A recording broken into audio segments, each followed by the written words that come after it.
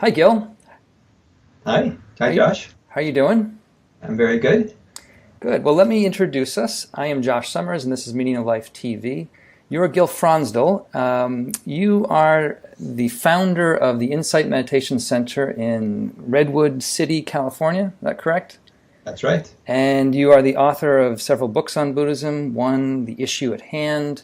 You've also written a translation and commentary of the Dhammapada.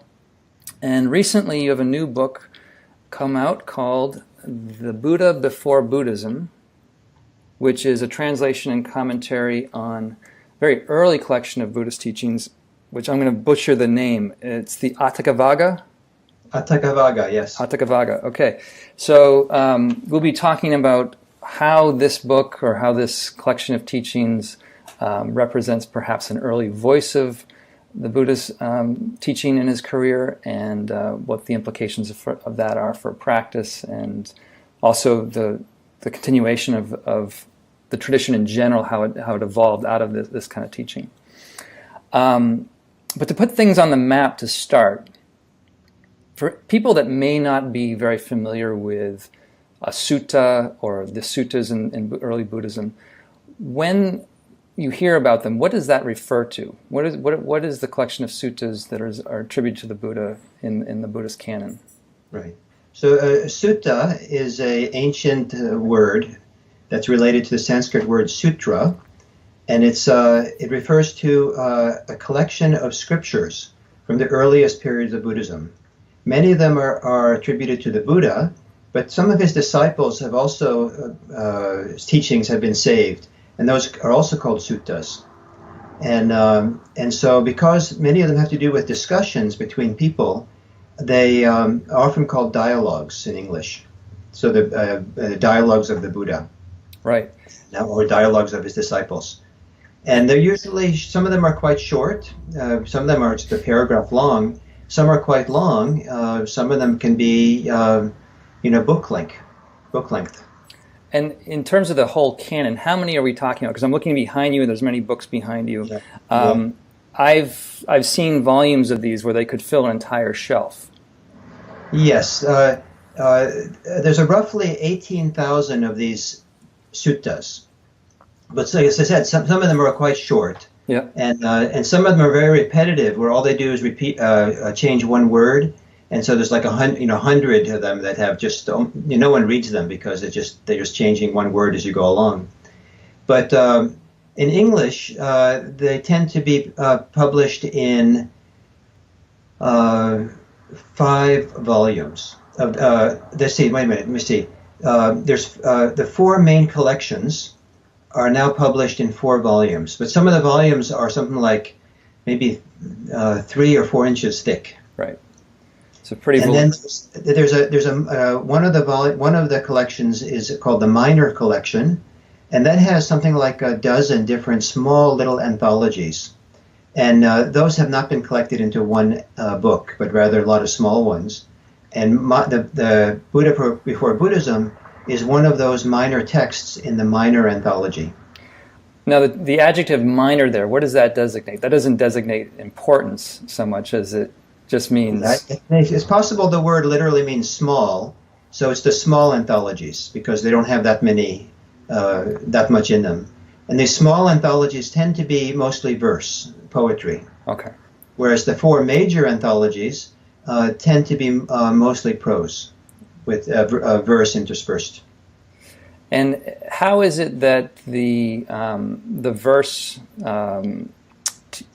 collections are kind of deemed to be earlier versions of the Buddha's teaching? Or is that accurate to say? Yes, not all of the verse collections are early. The other translation I made, Dhammapada, that was probably done fairly late. And some of the verses probably written late, but some of the text in there is very ambiguous. Its position in Buddhism and its time and association with the Buddha. But the Atthakavagga, I translate the title as the Book of Eights. It's fairly universal among scholars of Buddhism to consider this to be among the earliest teachings of Buddhism, the earliest collection of writings or teachings. And so if it belongs to the Buddha, then it's the earliest writings of the Buddha. He didn't write, he spoke orally, so the earliest teachings. And so it's possible that it comes from the very early period of his teaching career. He taught for about 40, 45 years.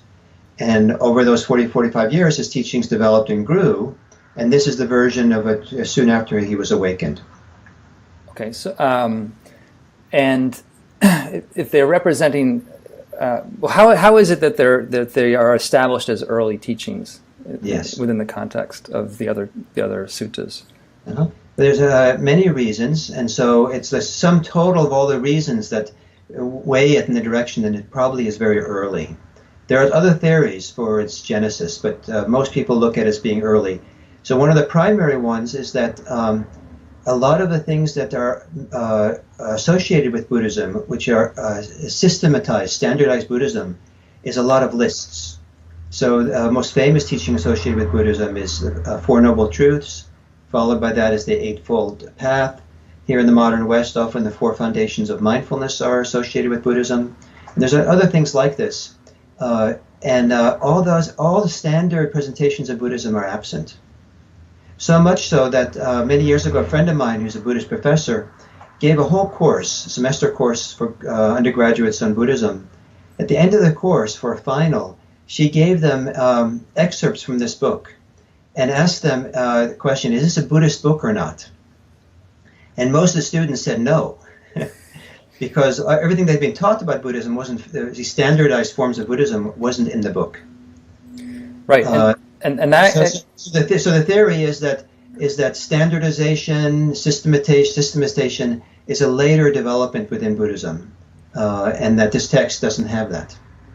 Can you give me a sense of like time, like years, like what are we talking? When we say something's later, what do we mean by that? What do you mean by that? This is very, very hard to understand. It's all kind of conjecture based on this early material. And some people just throw up their hands, or some more people who are more kind of take everything literally will just say, well, this is all the teachings. Anything that's attributed to the Buddha must be the teachings of the Buddha, and we take it that's the end of the story. But a more nuanced idea is that at least maybe over 40, 45 years, his teachings changed or developed or evolved, and we can maybe find layers within those 40, 45 years. Most Buddhist scholars will have pretty clear evidence that the collection we have now is probably evolved over 2, 3, 4 centuries. And so it was edited, it was adapted, it was changed.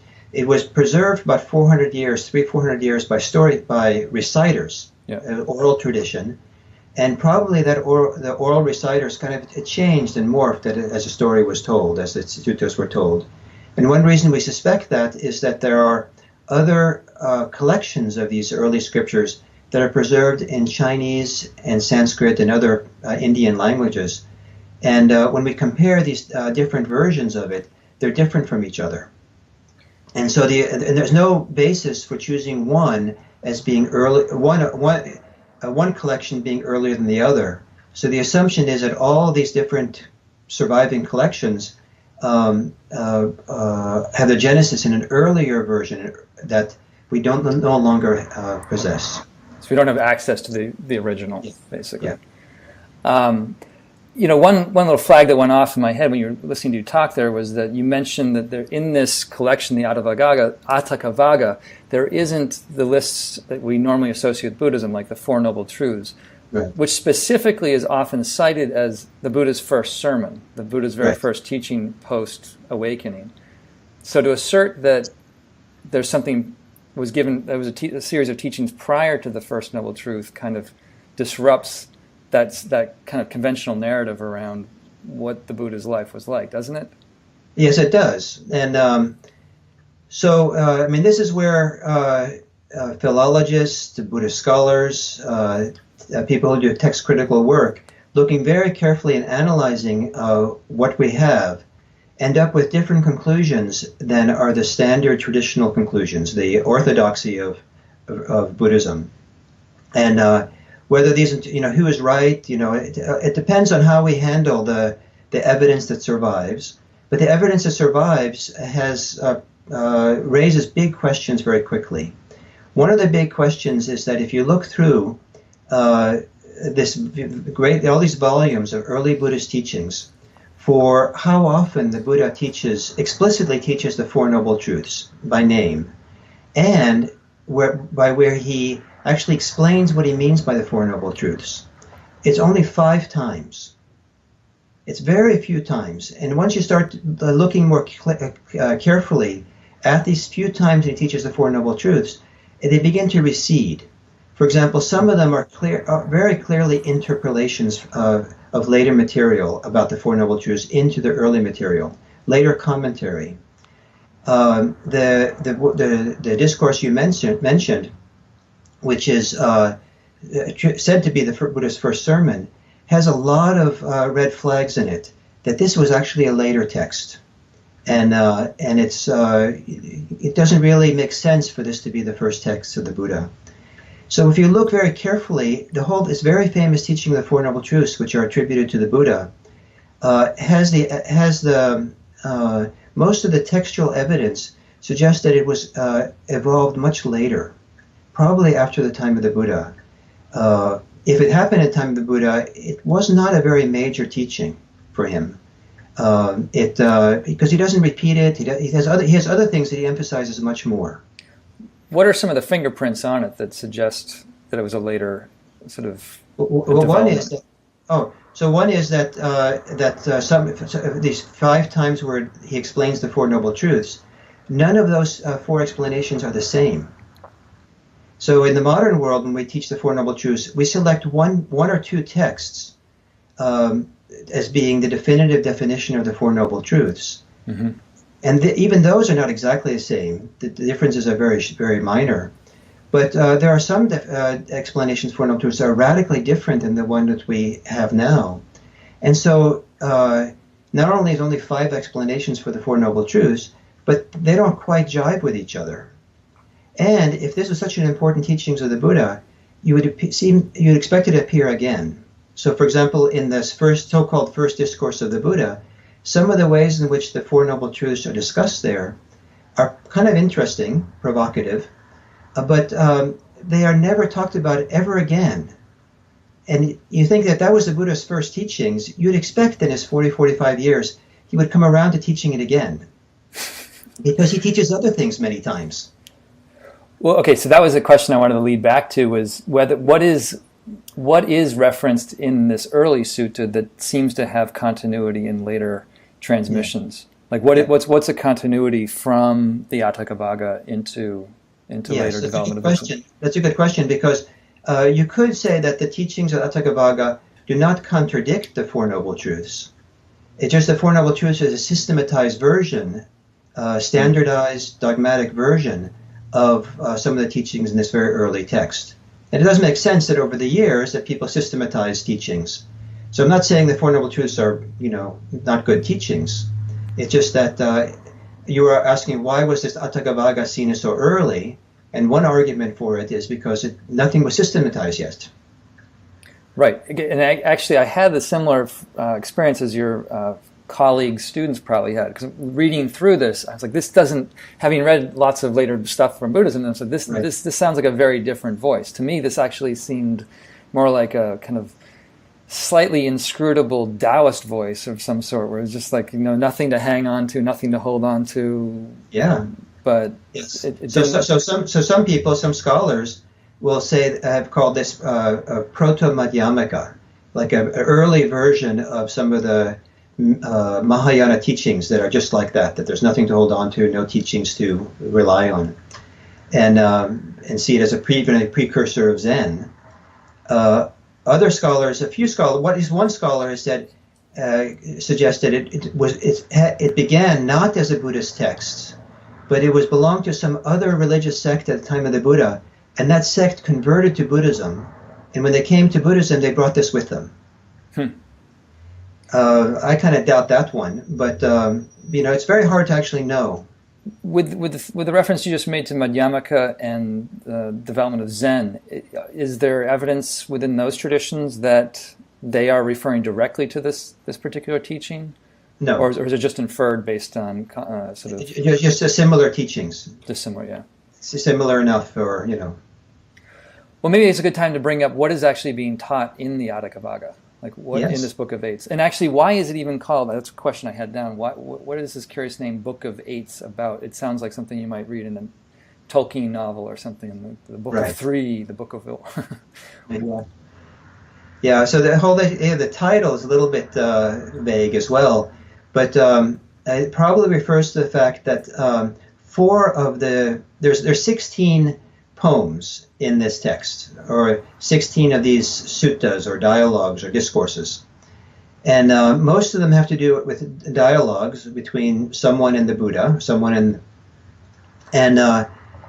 and 4 of these 16 are made up of 8 verses.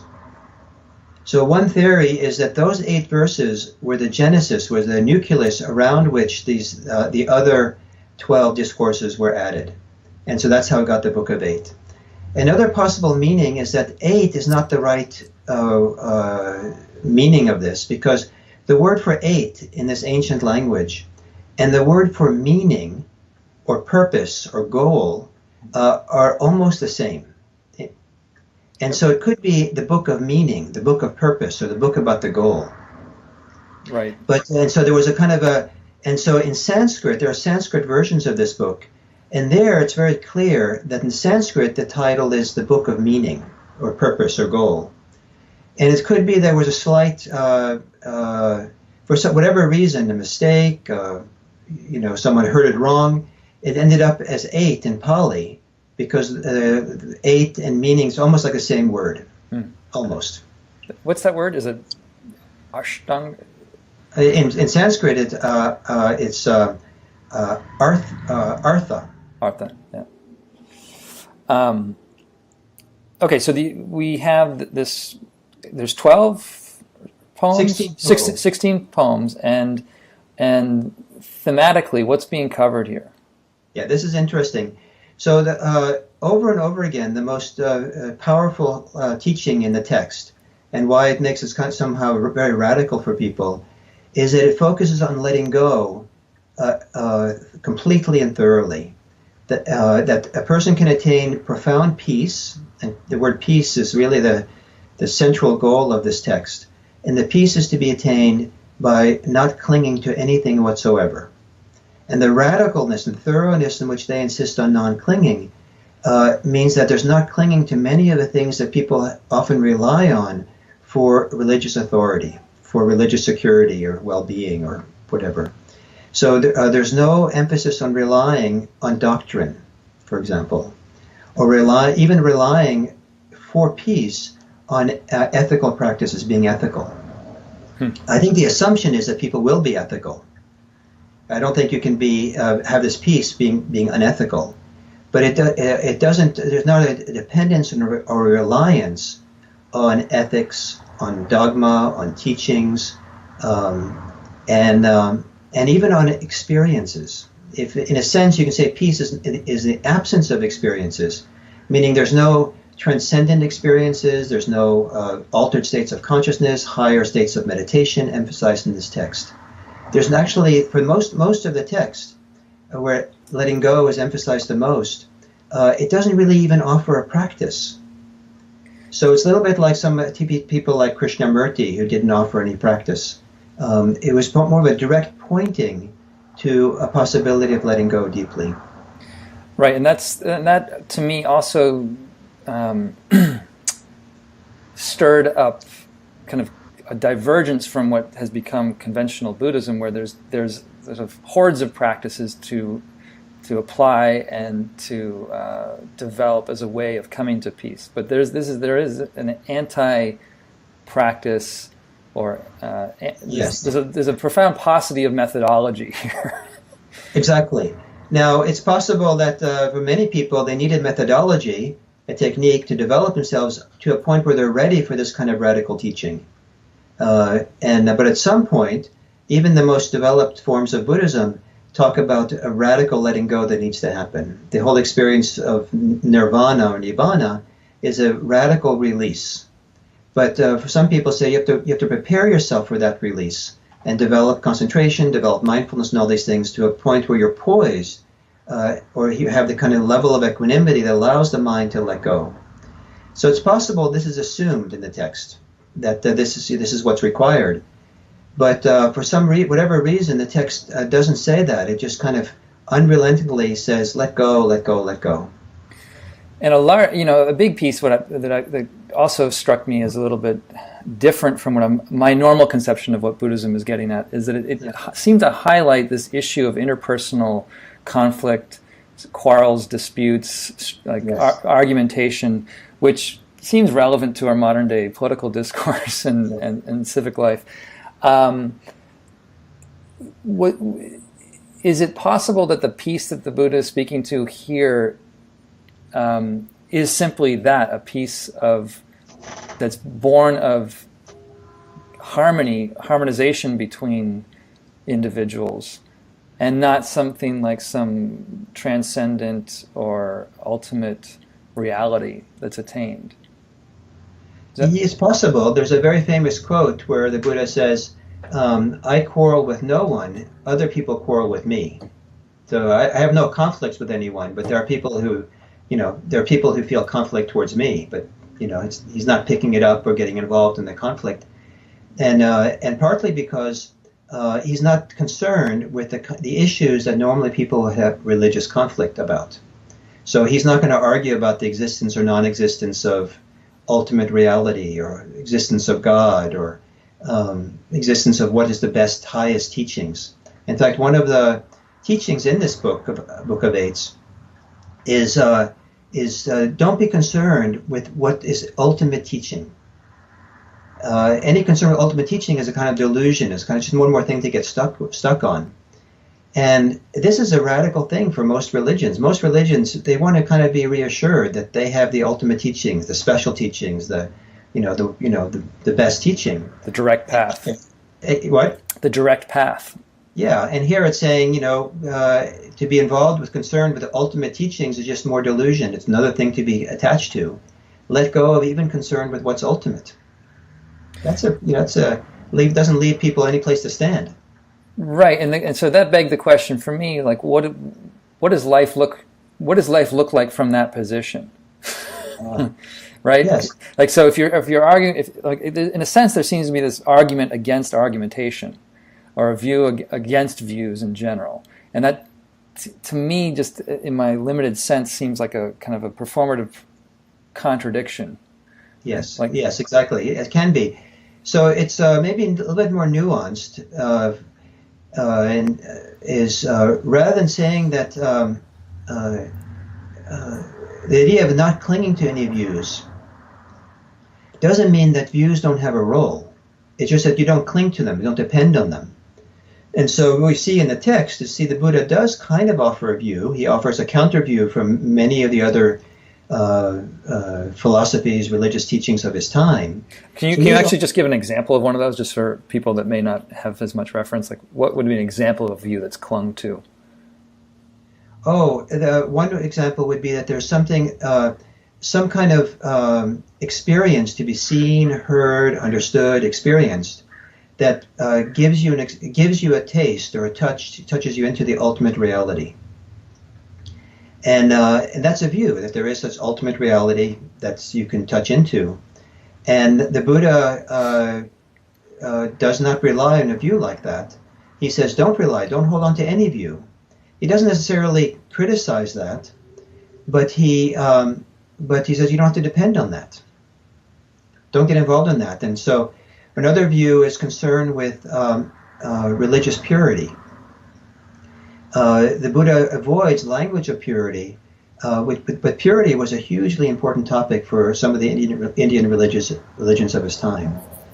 The other idea of a time which was very important was the idea of rebirth. There were some religious people who were very focused on rebirth and what was called re-becoming, becoming again. And the Buddha, in this particular text, shows no interest in rebirth teachings or re-becoming. In fact, he says the whole concern with becoming and non-becoming is just one more thing to get attached to.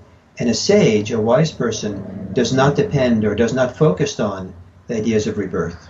Mhm. This is also a radical teaching for the way Buddhism evolved over time, where teachings of rebirth did become quite important. Right. And also, I think my sense is that the emphasis on purity also became resurgent over time. It seems that the case. I mean, certainly language of purity evolved over time, but exactly what you have to always be careful. Religious people are really slippery about how they use words, right? So you have to kind of really look carefully at the definition of words, what they mean.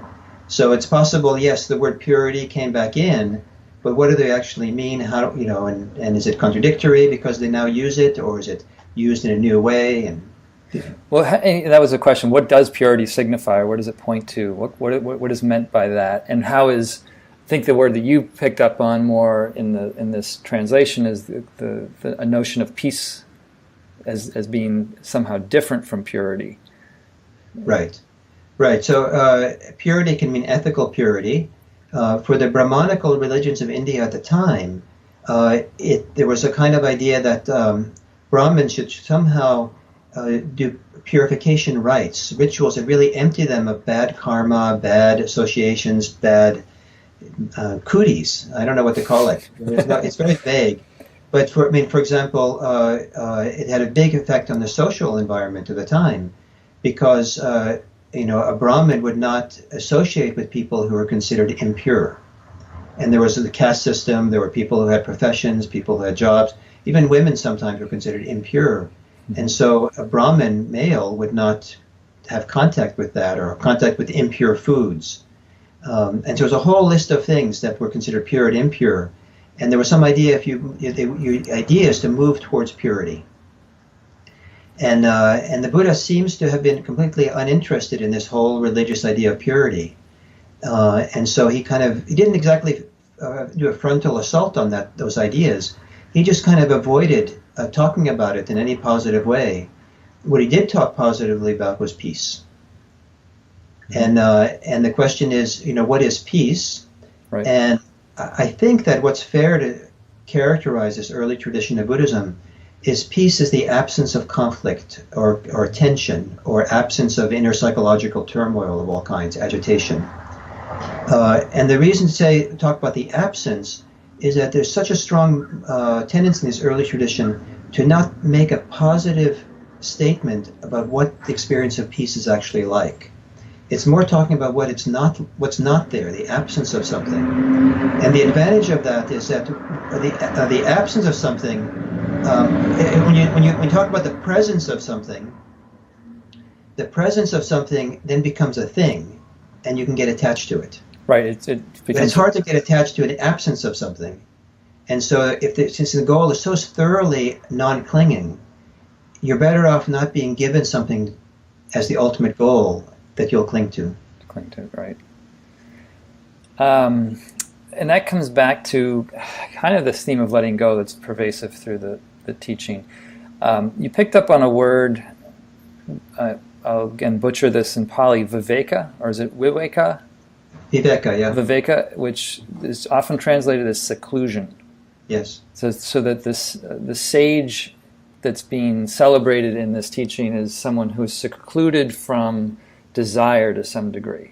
Right. And I was interested in your thoughts about what that actually might be either experienced or what that looks like.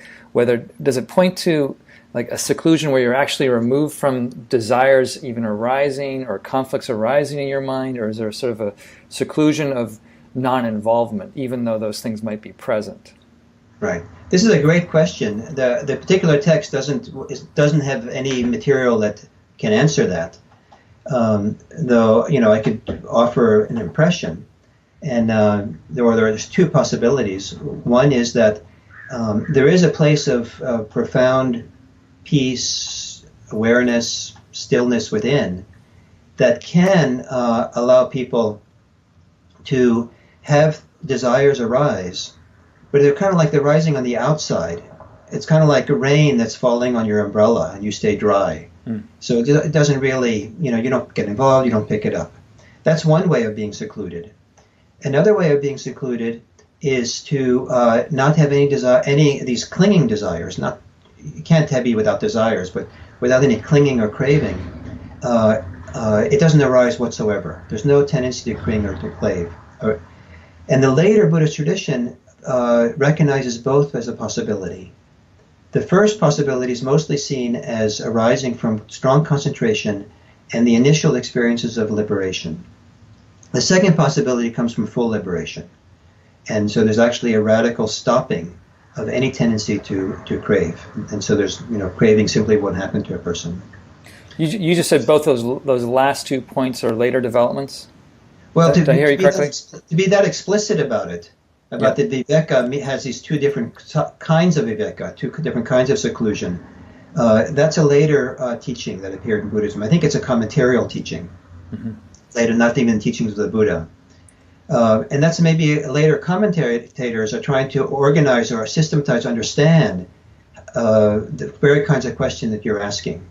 Well, and I also think it might map into people, like an everyday person's sort of expectations around meditation itself, right? Yes. In the sense that you sit down, you focus your mind on, say, the breath or something, you get concentrated, you develop enough concentration, and then there's a kind of a seclusion from your normal obsessive machinations in your mind. Like those things are held at bay. Either they're not really sort of invading upon you anymore, or they're just not even arising.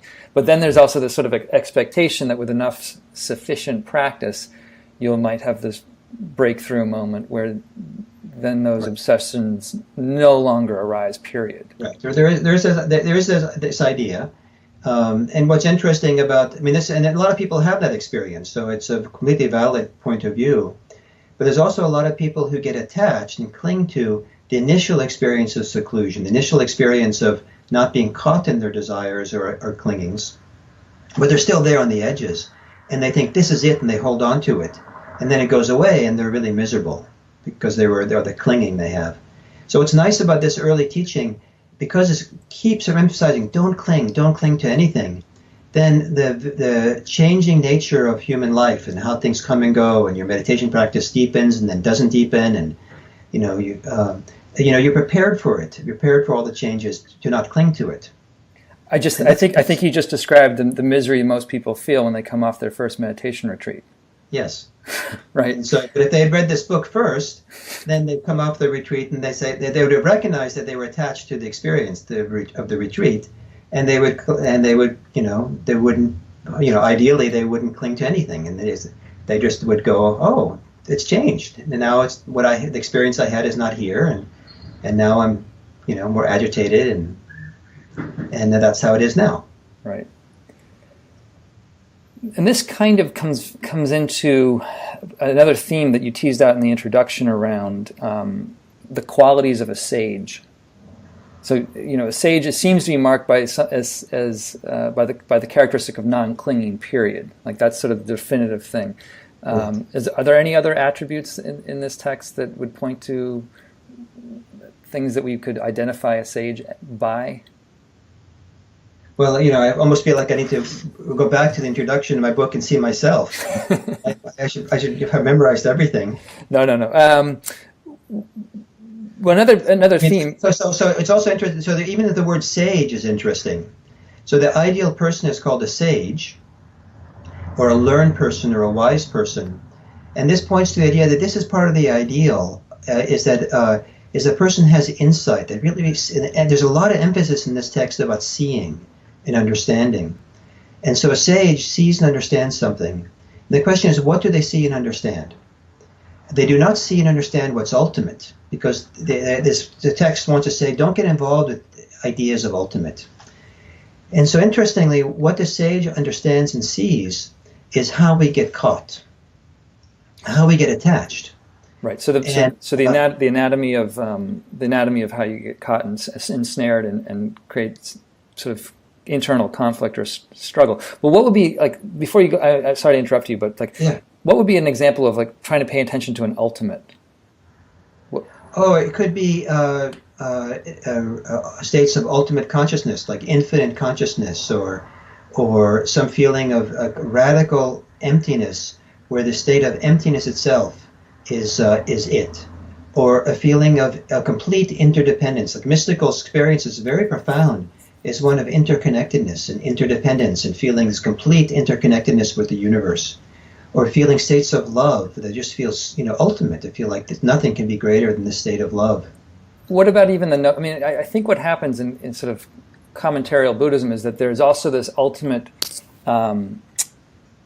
frame around seeing your experience in a correct way, like to see impermanence as being an ultimate statement or ultimate perception around what's going on. Would you put that in that same category? Yes, in the way you described it, yes. Yeah. I think that in the early literature, the suttas, we're not talking about impermanence as being an ultimate nature of reality, because the Buddha was not a physicist. He wasn't talking about reality. He was an epistemologist. He was talking about the nature of experience. And so in the early discourses, all the discourses, the Buddha calls impermanence a perception. Later, the commentaries called it a characteristic. And there's a big difference between a perception and a characteristic. And when you call it a characteristic, it's a characteristic of reality. Mm-hmm. And then you have physics, kind of. Right. If you call it a perception, then you have epistemology. And so the Buddha, some people say, was a radical epistemologist, mostly interested in the nature of experience. And so experience is constantly changing. How we perceive is constantly changing. Whether what we're perceiving changes or not, that's not that interesting. It's the experience of it changes all the time. And that's a very useful experience to have to help people let go deeply. But it's not held up as being the ultimate. It's a stepping stone to a radical letting go. And the radical letting go is kind of born out of this deeper investigation into the nature of experience, right? Yes. Seeing that more deeply. See the clinging, see the nature of it, see the nature of experience itself. It doesn't really make sense to cling to it. When we see it very, very deeply in strong, concentrated states, clinging to anything that's constantly changing in our experience would be kind of like trying to grasp at a hologram. Mm-hmm. It's not really there to grasp onto. This next question that's coming up, I think, has more to do with maybe your position as a teacher. Because as a teacher, my guess is you've probably heard students say that they just need to let go. They might hear this kind of a teaching of radical letting go, and then try to apply that to their experience of difficulty or stress or suffering. That I just need to let this go.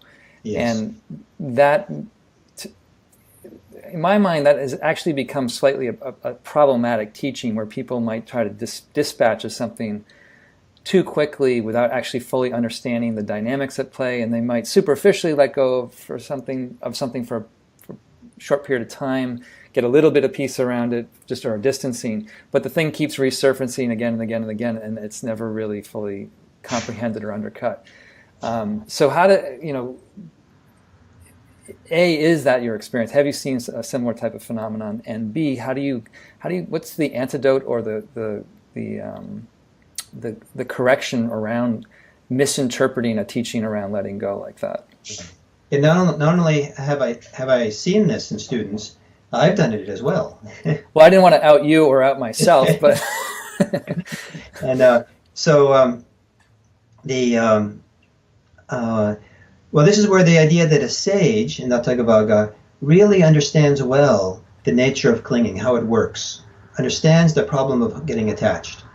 So some people let go too soon, and it's better to not to let go too quickly, but actually spend time being present for the clinging itself. Really get to know it well, and know its ins and outs, know the tricks of it, know how it works, know the values, know the beliefs, know the sense of self, identifications that go on, all this complicated stuff involved with attachment.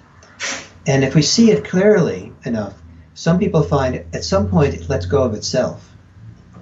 And we don't have to be the letting go. In fact, the deeper the practice goes, the more of a problem it is for the practice if we do the letting go. Mm-hmm. And there's a deep way in which letting go it takes care of itself with real seeing of what's happening. Right. That reminds me of something a Burmese teacher once said to me when I was complaining that I couldn't let go of something. He just said, stop trying to let go of it. If you see it clearly, your mind will let go on its own. Exactly.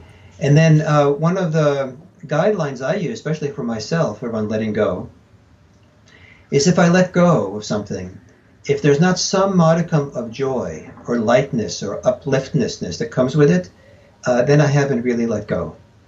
Because I learned that if I let go and I end up kind of in a neutral place, I think I let go, but I'm kind of just neutral, I haven't really let go. It'll probably come back and bite me. Mm. So I look for the letting go. I look for the certain kind of joy or lightness or upliftedness that is in the wake of letting go. Maybe sort of a closing or potentially closing question for you would be around kind of the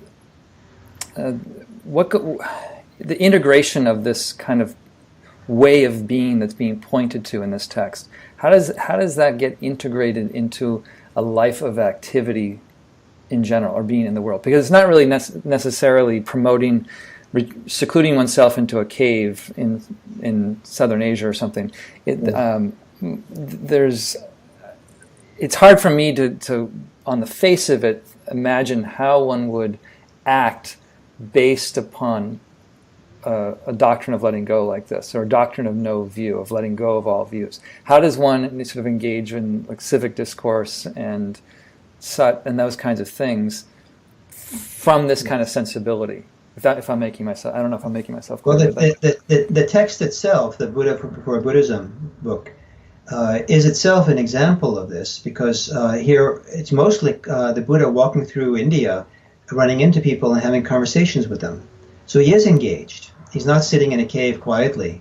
So there's engagement, there's conversations, he's offering alternative ideas that upset some people. So he's involved, engaged. You also, if this is really the teachings of the Buddha, it's a poetry. And so it takes time to compose poetry. It's not just a simple, court reporter reporting on a conversation. It's been organized creatively, aesthetically. So maybe the Buddha was kind of an artist or a poet, and so he was engaged in kind of making it beautiful or making it impactful this way. So he's engaged in the world here in some ways. More practically, for our modern world, I don't have a good answer for you. I think you have to answer that for yourself. Once you have a clear sense of the peace or the letting go, not clinging to anything, once that becomes palpable and really present for you, then you use that as a reference point to understand yourself better when you get involved in civic discourse. Do you find yourself then, are you more sensitive to how you start getting clinging and getting attached? And if you are, then stop and take a good look at that attachment and see, is this necessary? Is this helpful? Do I want to do this? Is it another way of being involved in discourse with other people and involved in the world? There I can be equally passionate, equally engaged, but without this added quality of attachment. I mean, that's for you to find out. Mm-hmm. Okay. As a meditation teacher, in what ways do you feel like this text will enhance or illuminate someone's practice of meditation, if that's sort of part of their core spiritual process? Well, the text itself says nothing about meditation, so that's directly it isn't inspiring.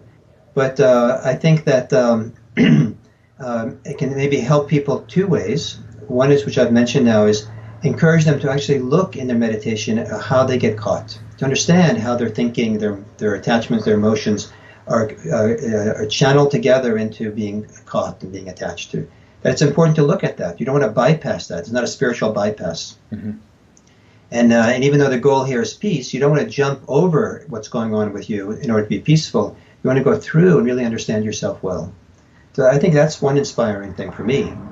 The other is that this idea of radical non-clinging to all kinds of things that religious people cling to. I find that very inspiring because I'm a little bit. I've always felt somewhat uncomfortable with religious dogma, with the religious fundamentalism, with statements that talk about what's absolute. And so to have an example in Buddhism of scripture, which seems to not only offer an alternative, but actually points out that this idea of dogmatism, fundamentalism, holding on to things as ultimate, is problematic, I find inspiring. But there are dogmas within later developments of Buddhism that this particular scripture would be counseling against, right? Yes, and so those people would be troubled by this, or want to dismiss it, or they would have a very different interpretation of it than I have. So, but I see this as a wonderful text that challenges almost all religious ways that people are religious, because one way or the other, the people who are religious tend to rely on something as being authoritative, and the idea that not to rely on anything, is hard for people who are religious, because they invest so much importance in their ideas, their beliefs, those things. So, for me, that's very inspiring. I can well understand for other people it's not. Mm-hmm. There's a line I think you used at the very end. You said that the piece that this teaching is pointing to is self-authenticating. Yes. I thought that was I hadn't seen it phrased quite that way before, and I thought that was. Yes. Where else could it be authenticated? What? The book's not going to authenticate it for you, and will a teacher authenticate it for you? I mean, I think in the end it has to be your own. Yeah. So at the end of the day, it's your own. Yes. Well, look, Gil, I really want to thank you for your time, and I appreciate you coming on and talking with me. Again, I just want to plug your book here, The Buddha Before Buddhism. If you want to check it out, it's available online and published by Shambhala Publishing. Great. I enjoyed talking with you, and I appreciated your questions. Great. Thanks so much. Great. Bye-bye.